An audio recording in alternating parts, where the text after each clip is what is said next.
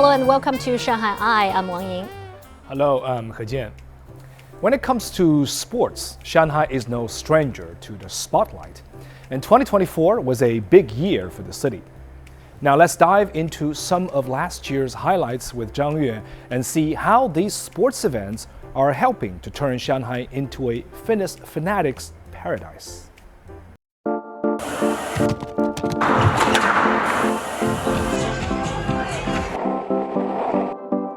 Shanghai is strutting its stuff on the global sports stage and is dead set on becoming an international sports mecca.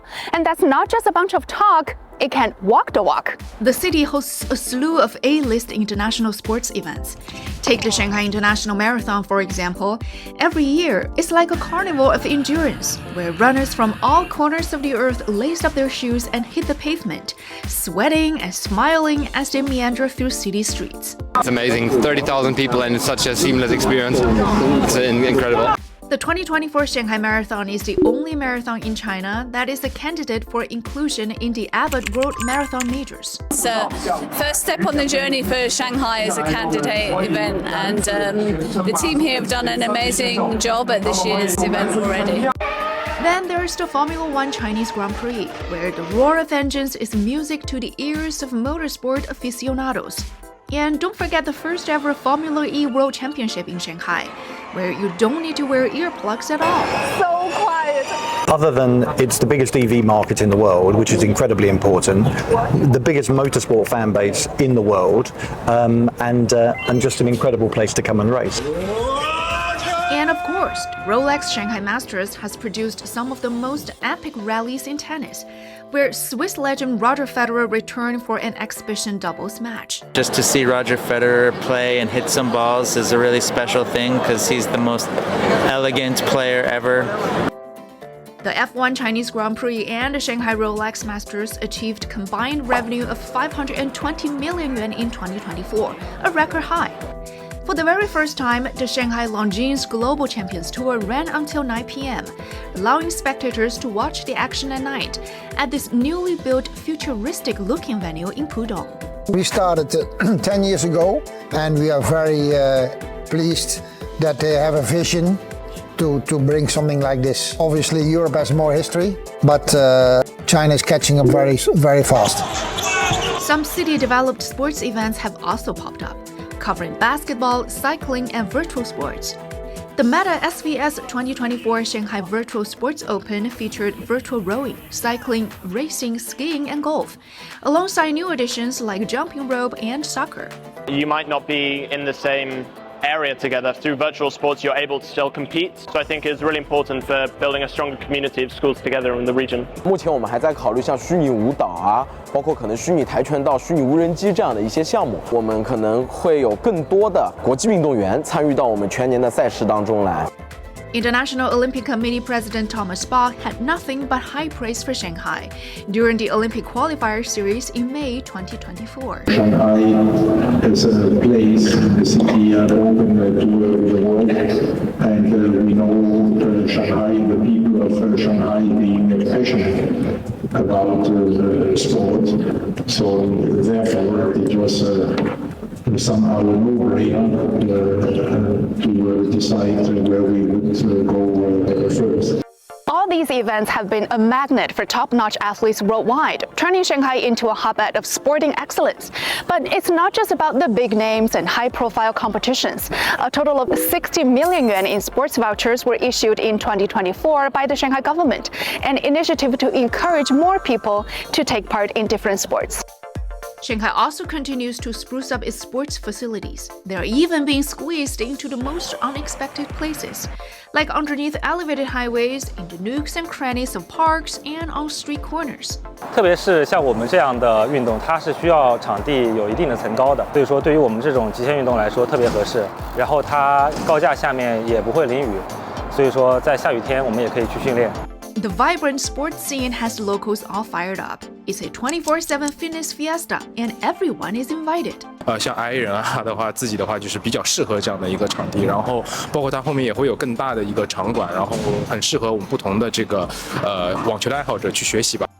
With all these options at their fingertips, The people of Shanghai are jumping on the fitness bandwagon faster than you can say touchdown, goal, or slam dunk. A short while ago, I had the chance to catch up with an old friend of mine. His name is Mark Thomas, and he has worked as a sports consultant in Shanghai for more than 25 years. In our conversation, he shared some of his insights on what Shanghai can do to better attract more high-profile sports events. Good to see you, Mark. Happy New Year. Happy New Year to you, Jason. We've been knowing each other for over 2 decades, I believe. Actually, it was back in early 2000s when Shanghai personally held the Formula One here in the city, and you are a part of it. So was that the beginning of your sports career here in China? No, actually when Formula One came here 2004, I'd already been in China for 10 years, and I had started my company, a sports promotion marketing company, back in 1999. But Formula One, I think, gave me the first opportunity to grow into a bigger company, because it was, I'd say, one of the biggest sort of sports events to come to China. I had a background of growing up near the Silverstone circuit, so I knew quite a lot of people in Formula One. So it gave me the opportunity to, I think, build my reputation a little bit and have a bit of fun. What can Shanghai learn from UK, from Silverstone, to commercialize or to make this event more influential internationally? Yeah, I'd say firstly, I think it comes from a very good footing. If you saw the race in 2024, basically had a sellout on the race day. So that was really encouraging that the sport is now popular enough to sort of fill such a major facility as Shanghai International Circuit. But I think what's lagging behind is the consumption around sport, how much money people are spending. And I think one of the interesting things and challenges for China going forward is how to further develop that fan base so they can be more passionate and then consume more around the sport. And I think that's something that will take a little bit of time, but it's certainly something from a commercial point. If I was the promoters, I'd be looking at that quite strongly in terms of optimization of revenue streams across the whole event. I've just recently read about a study released by the Shanghai University of Sports, ranking the competitiveness of the sports industry of different cities in the world. It finally turned out that Shanghai ranks 30 in the world. Right after Beijing was 29, and the first one was London, definitely London, then New York, then Los Angeles and Paris and Tokyo. But in your perspective, if you are the one to judge the list of sports index, a city with international influence in sports, where is Shanghai? Well, Jason, I'm massively biased. I would probably put Shanghai number 1, but I have bias built into me. But joking apart, Shanghai has all the elements of being what I would call the perfect city host. Firstly, it has a government that understands the value of sport and therefore sets a long-term vision of where it wants to take sport. So I think that's really important. And on the back of that, it has the infrastructure. It has great roads, great urban transportation, international airports. It has the infrastructure to service that, but it also has fantastic facilities. So it has the hardware that you need to have sporting events. On top of that, I believe it has the sports software. So you talk about Just Events. I mean, that's an organization that has supported the Shanghai government in delivering those events, and the quality of management and service and delivery for me is truly excellent, as good as I've seen anywhere in the world. I suddenly also remember Cincinnati Masters. They have a small office with 3 clerks taking phone calls internationally, booking travel, accommodation, and the services, the travel services within the 2 weeks of that tennis tournament. They make millions of dollars from selling travel packages. That's what Shanghai is now doing to fully taking advantage of the sports events. Not only selling tickets, but also the tourism packages, hotels, accommodation, tickets to Disney, to every tourist attractions, so that we could generate more revenue for the development of the city's economy. It's very interesting because you sort of touched there on what is one of the big trends in sports. It's a shift to what I call D2C, direct to consumer, and it's incumbent on sports events and rights holders to now understand what a consumer wants, and then firstly collect the data of that consumer, its likes, its wants, and how to package those sort of things.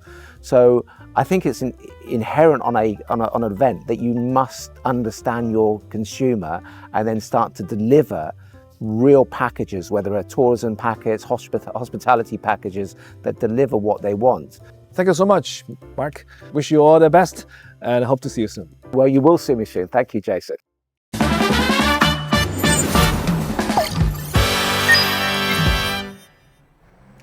In today's Shanghai A to Z section, we provide a guide to feasting on lamb in Shanghai. Lamb is a Chinese favorite during winter as it sticks to your ribs and keeps you warm. Whether you are new to lamb or a seasoned enthusiast, here are several places to tuck into a savory dish and satiate your hunger. First up is Zhangqiao Village in Jingshan District. It's also known as Lamb Village. The preparation technique of its lamb dishes is recognized as intangible cultural heritage. You can sit down for a meal in the village or buy some lamb and bring it home. Jingshan also hosts a lamb festival between November and January. Our next spot is in Putuo District. Zhenru lamb is a celebrated delicacy that dates back more than 200 years to the reign of Emperor Qianlong during the Qing dynasty. This dish comes in two main styles: braised and white-cut lamb. One more for you, Qibao Town. The old water village in Minhang District is known for white-cut lamb.